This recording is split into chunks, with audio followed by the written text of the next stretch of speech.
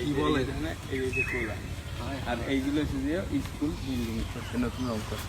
তো এখন আমরা একটা ঢাকা থেকে আগত আমরা প্রবাসীর কাছে, মানে প্রবাসী বলতেছি যে আমাদের গ্রামেই সে থাকতো বয়সের সময়, এখন তো তার কর্মের তাগিদে ঢাকা থাকতে হয়েছে, সেখান থেকে সে আসছে এই ঈদের ছুটিতে, তার কাছে আমরা কিছু জিজ্ঞেস করবো। আচ্ছা ভাই, আপনি যে ঢাকা থেকে আসলেন, আইসে এই যে এলাকায় যে একটা চক্কর দিলেন, এখন এলাকাটা কিরকম মনে হইতেছে? আগের মতন কি আছে? আপনি আগে এইটা বলেন, আপনি কি বলছেন? আমি ঢাকা থাকি, আমি তো থাকি চট্টগ্রাম, আপনি তো এইটাই জানেন না। সরি, আমি জানি না যে আপনি যে চট্টগ্রাম থাকেন।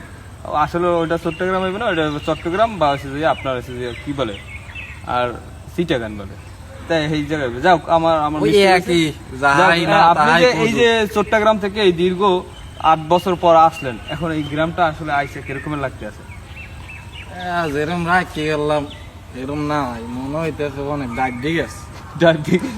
ইয়ে তো ডাব লেগে মানে এই চিন্তা করি, এলাকায় তো মানুষ কম আছিল, তো ডাবার তো কোনো কাহিনী দিই না। আর এলাকার রং মং সম্পর্কে কিছু বলবেন, যে এলাকার রং লাগছে কিনা?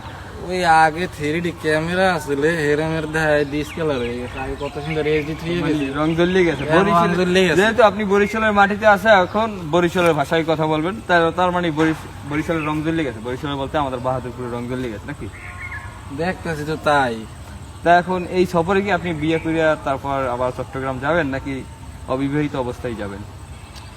ভাই বিয়ে করলে তো একটা না 5টাও করন যায়, কিন্তু যারা এলাকায় থাকে তাকে মুখের দিকে তাকাই তো বিয়ে একটাও করন যায় না, বুঝলেন না?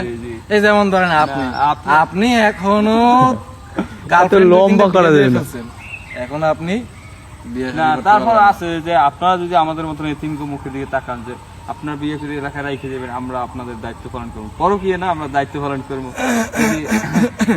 ওই পর্যন্তই সোবেন ওই পর্যন্তই বলছি। আমরা কোন দিক গেছে আমি একটু বলে দিই, দর্শক, আমাদের মাঝে উপস্থিত কায়ুম স্যার দীর্ঘ 8 বছর পর উপস্থিত হয়েছে।